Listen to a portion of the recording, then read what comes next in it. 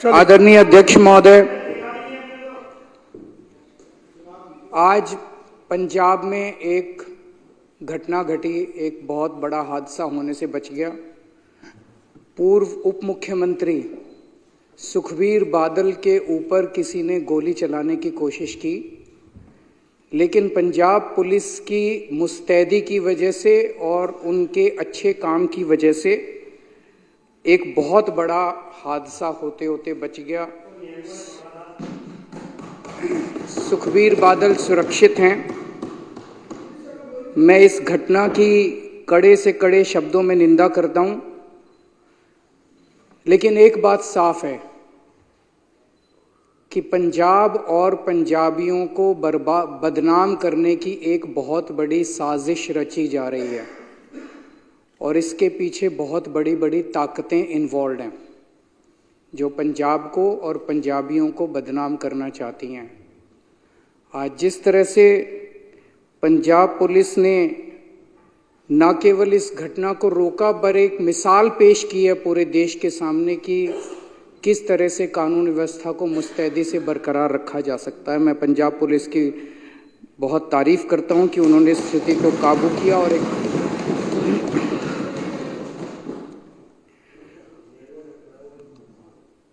पंजाब में सुबह जब ये घटना घटी तो पूरी बीजेपी और इनके सारे नेता और पूरी मीडिया पंजाब में लॉ एंड ऑर्डर की पोजीशन को उठाना चालू कर दिया। पंजाब में तो हमने एक घटना को घटने से रोक लिया, लेकिन जब दिल्ली के अंदर सरेआम मर्डर हो रहे हैं, सरेआम शूट आउट हो रहे हैं, पूरी राजधानी गैंगस्टर्स के कब्जे में है, जगह जगह नशा बिक रहा है, महिलाओं के साथ बलात्कार हो रहे हैं, तब पूरी की पूरी बीजेपी ऊपर से नीचे तक चुप हो जाती है। और जब इनसे पूछा जाए तो इनके बड़े बड़े नेता कहते हैं क्राइम तो मुद्दा ही नहीं है, दिल्ली में लॉ एंड ऑर्डर तो मुद्दा ही नहीं है।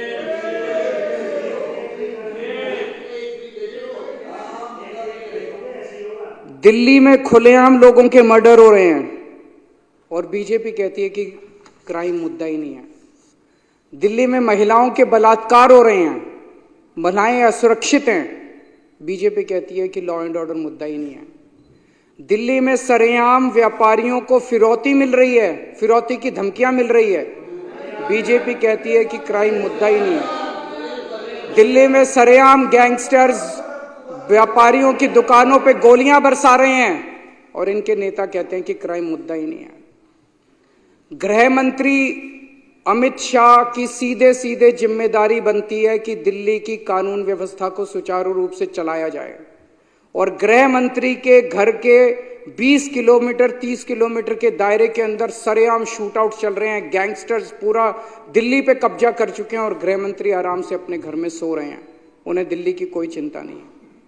मैं पूछना चाहता हूं, क्या इस देश के अंदर एक वीआईपी की सुरक्षा और एक आम आदमी की सुरक्षा के अलग अलग पैमाने होने चाहिए? वीआईपी की भी सुरक्षा जरूरी है। आज सुखबीर बादल के ऊपर हमला हुआ, पंजाब पुलिस ने मुस्तैदी से उनकी सुरक्षा की, लेकिन जब दिल्ली के आम आदमी आज कल ट्रिपल मर्डर हुआ है देवली के अंदर, आज सुबह ट्रिपल मर्डर हुआ है। एक आदमी सुबह सुबह मॉर्निंग वॉक पे गया, जब घर वापस आया तो उसके माँ, उसकी पिताजी और उसकी बहन तीनों को उसने पाया कि उनका मर्डर कर दिया गया है। ये इनके लिए मुद्दा ही नहीं है, ये कहते हैं मुद्दा ही नहीं है। मैं पूछना चाहता हूं, क्या आम आदमी की सुरक्षा मायने नहीं रखती? क्या आम आदमी के जान की कीमत एक वीआईपी की जान से ज्यादा कम कीमती है? आप उस लड़के से पूछो जिसके 3 लोगों की मौत हो गई, उसके लिए तो सबसे ज्यादा वीआईपी उसके माता पिता और उसकी बहन ही सबसे ज्यादा वीआईपी थे। तो मैं इनको बीजेपी वालों को कहना चाहता हूं, तुम मेरे जितने मर्जी एमएलएज को गिरफ्तार कर लो, जितने मर्जी मेरे ऊपर लिक्विड गिरवा लो, जितने मर्जी मेरे ऊपर हमले कर लो, मैं तो दिल्ली के आम लोगों की सुरक्षा का मुद्दा उठाता रहूंगा जब तक मेरे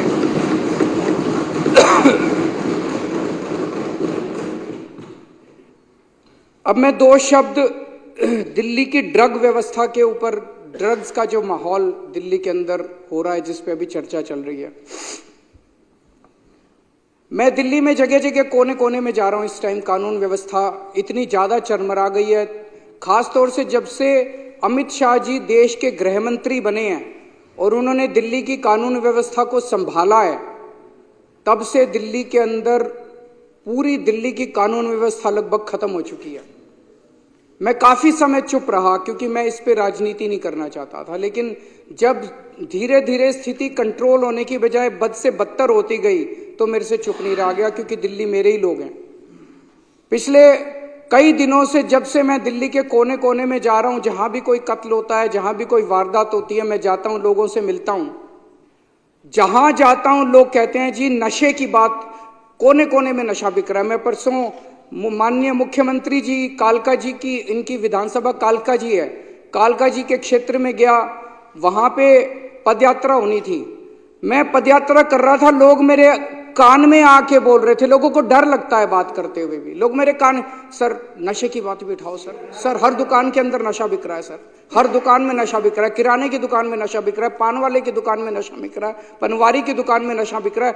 कोने कोने में दिल्ली को इन्होंने नशे का व्यापार बना दिया। पूरी दिल्ली के अंदर चाहे अमीर हो चाहे गरीब हो, किसी का भी बच्चा, किसी का भी फैमिली मेंबर नशे से परे नहीं है। इस टाइम स्कूलों में नशा बिक रहा है, हर कोने कोने के अंदर नशा बिक रहा है। मुद्दा ये, और पिछले 5 साल में ये नशा बहुत ज्यादा बढ़ गया है। एक मैं रिपोर्ट पढ़ रहा था,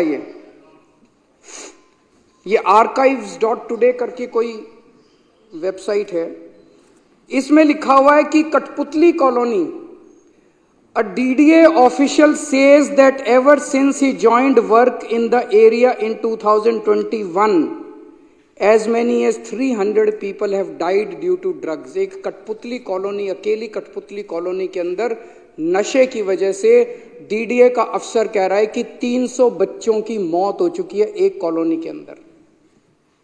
ये कोई छोटी बात नहीं है। मैं इनसे भी कहना चाहता हूं कि राजनीति अलग है, लेकिन हमारे बच्चे मर रहे हैं। हम सब लोगों को मिलकर साथ काम करना चाहिए, बच्चों को बचाने के लिए काम करना चाहिए। इस पर राजनीति नहीं होनी चाहिए। ये नशा आ कहां से रहा है? दिल्ली में तो नशा पैदा होता नहीं है, हमारे दिल्ली के अंदर तो नशा मैन्युफैक्चर भी नहीं होता। ये नशा आ कहां से रहा है? मैं इस सम्मानित सदन के समक्ष कुछ डेटा रखना, कुछ इंसिडेंट्स रखना चाहता हूं। कहां से आ रहा है मुझे भी नहीं, लेकिन कुछ इंसिडेंट्स हैं। 1 अक्टूबर को दिल्ली के महिपालपुर में 562 किलो कोकेन और 40 किलो मैरिजुआना पकड़ा गया। यह गुजरात से आया था। 10 अक्टूबर को 208 kilo cocaine Ramesh Nagar waste Delhi से पकड़ी गई। ये गुजरात से आई थी। जब इन दोनों का पता चला, यहां गुजरात से अंकलेश्वर से आए थे, तो 13 अक्टूबर को अंकलेश्वर में वहां पे जब रेड हुई तो वहां 518 किलो और कोकेन मिली। ये सारी मिला के 1289 किलो कोकेन और 40 किलो मैरिजुआना था, जिसकी कीमत 13,000 करोड़ रुपए थी। सारी गुजरात से आई थी। भाई साहब, आपके भी बच्चे हैं, आपके भी बीवी, आपके भी पड़ोसी, आपके भी रिश्तेदार, बोल लेने दो मेरे को। 15 नवंबर को नारकोटिक्स कंट्रोल ब्यूरो ने गुजरात पुलिस और इंडियन नेवी के साथ जॉइंट ऑपरेशन में 700 किलो गुजरात के तट के ऊपर 700 किलो नशा पकड़ा और 82 किलो उसी दिन जॉइंट ऑपरेशन में दिल्ली से 82 किलो कोकेन पकड़ी गई, जिसकी कीमत 4,500 करोड़ थी। वो भी गुजरात से पकड़ा गया। अप्रैल 2024 में पंजाब पुलिस ने 48 किलो हीरोइन पकड़ी, जो कि गुजरात के समुद्री तट से आई थी। मई 2022 में गुजरात ATS ने दिल्ली और उत्तर प्रदेश पुलिस से के साथ मिलके उत्तर प्रदेश के मुजफ्फरनगर के एक घर से 775 करोड़ रुपए की 155 किलो हीरोइन पकड़ी, जो गुजरात से आई थी। इलेक्शन कमीशन ने 20 मई को अपनी प्रेस रिलीज में बताया है कि कैसे गुजरात जो है वो देश में नशे का गढ़ बन गया है। उनकी प्रेस रिलीज में लिखा है कि लोकसभा चुनाव के दौरान 30,959 करोड़ रुपए की ड्रग्स पकड़ी गई, जिसमें से 1189 यानी कि 30% नशा केवल गुजरात से पकड़ा गया। ये इलेक्शन कमीशन का डेटा है। गुजरात के अंदर फैक्ट्रियां चल रही हैं, नशा बनाने की, नशा मैन्युफैक्चर करने की और नशा प्रोसेस करने की गुजरात में फैक्ट्री चल रही है। अवकार ड्रग्स लिमिटेड अंकलेश्वर में चल रही है। अवसर एंटरप्राइजेज अंकलेश्वर में चल रही है। सेखा गांव भरूच डिस्ट्रिक्ट में एक केमिकल फैक्ट्री चल रही है जहां पे मैन्युफैक्चरिंग होती है। सावली तालुका वडोदरा के अंदर एक अंडर कंस्ट्रक्शन फैसिलिटी है जहां पे नशे का मैन्युफैक्चर होता है। खुलेआम फैक्ट्रियां चल रही हैं गुजरात के अंदर जहां पे, और ये नशा आता कहां से है? रॉ मटेरियल कहां से आता है? रॉ मटेरियल आता है समुद्र के रास्ते। गुजरात का जो पोर्ट्स है, मुंद्रा पोर्ट खासकर,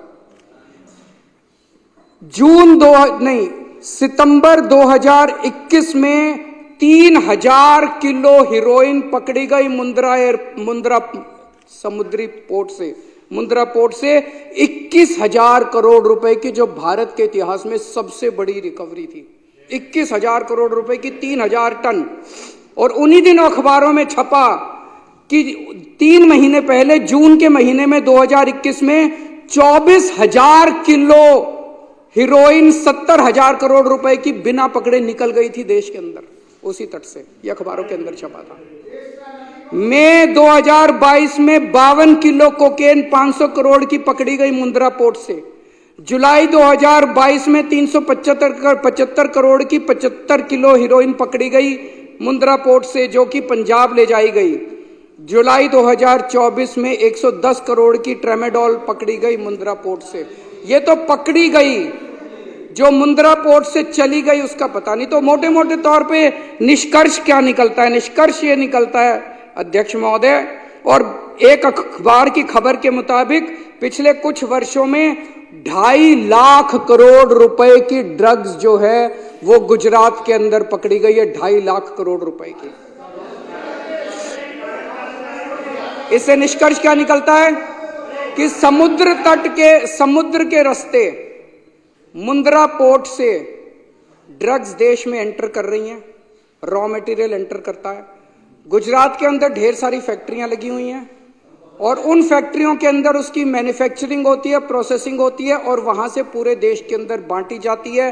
पंजाब, उत्तर प्रदेश, हरियाणा, राजस्थान, मध्य प्रदेश, कहीं भी आज नशा पकड़ा जा रहा है। पता चला कहां से आया? गुजरात से आया। ये वायर मैगजीन की एक रिपोर्ट है जिसने मुंद्रा पोर्ट कौन कंट्रोल करता है? इनके दोस्त अडानी कंट्रोल करते हैं। उनके अच्छा महावर जी, अच्छी बात नहीं है ये महावर जी, अब ये ठीक नहीं है, प्लीज। ये वायर मैगजीन की रिपोर्ट है जो कहती है कि जब अडानी ग्रुप से ये प्रश्न पूछे गए उनके पास इसका कोई जवाब नहीं था।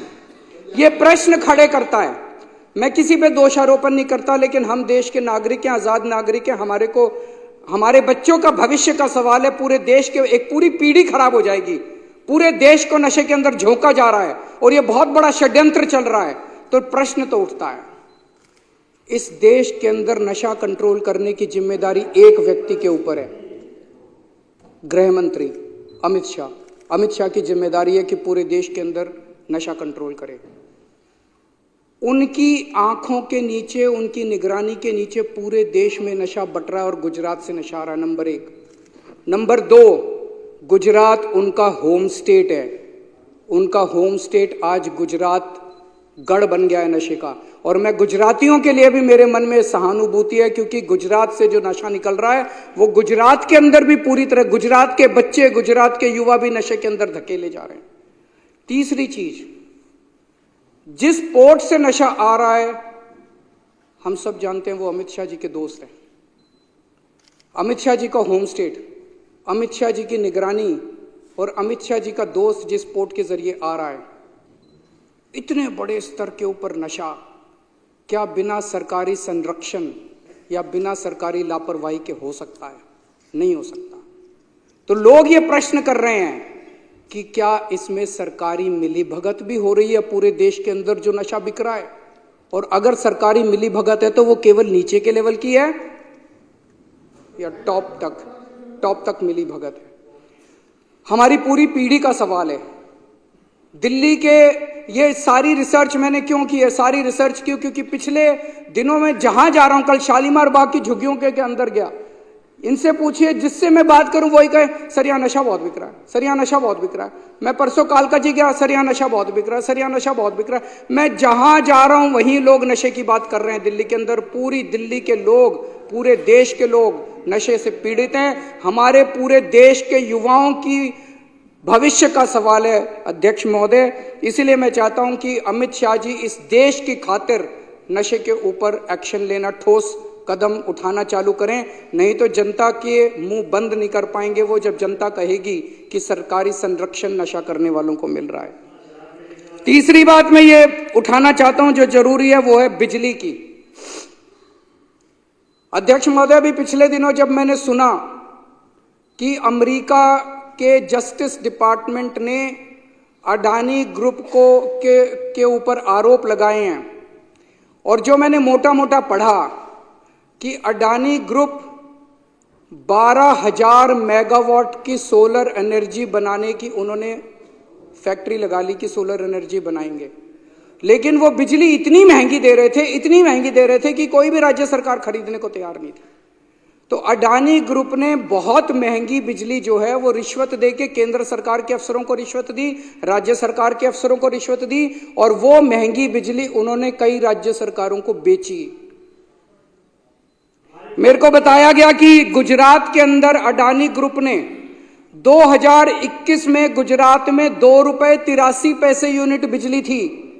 एक साल में 2021 में ₹2.83 यूनिट बिजली थी अडानी देता था।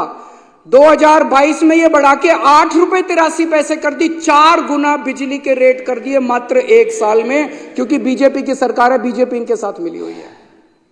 आज इस सदन के अंदर मैं पूरी जिम्मेदारी के साथ बताना चाहता हूं, खुलासा करना चाहता हूं कि मेरे ऊपर जब मैं मुख्यमंत्री था, मेरे पर प्रेशर डाला गया कि दिल्ली की बिजली कंपनियों को अडानी को सौंप दो। अगर आज मैंने दिल्ली की बिजली कंपनियों को अडानी को सौंप दिया होता, मैं दिल्ली के लोगों को कहना चाहता हूं कि आप बिजली खपत करने लायक नहीं बचते। दिल्ली में बिजली इतनी महंगी हो जाती, इतनी महंगी हो जाती कि ना दिल्ली सरकार सब्सिडी दे पाती और ना आप अपनी कमाई से दिल्ली की बिजली का अपना बिल भर पाते। जब मैंने बंद कर दी, मैंने मना कर दिया कि मैं अडानी ग्रुप को नहीं सौंपूंगा बिजली कंपनियां, आज मैं सोच रहा था ये खुलासा होने के बाद कहीं यही तो कारण नहीं था जिस वजह से मुझे जेल डाला गया कि वो नाराज हो गए।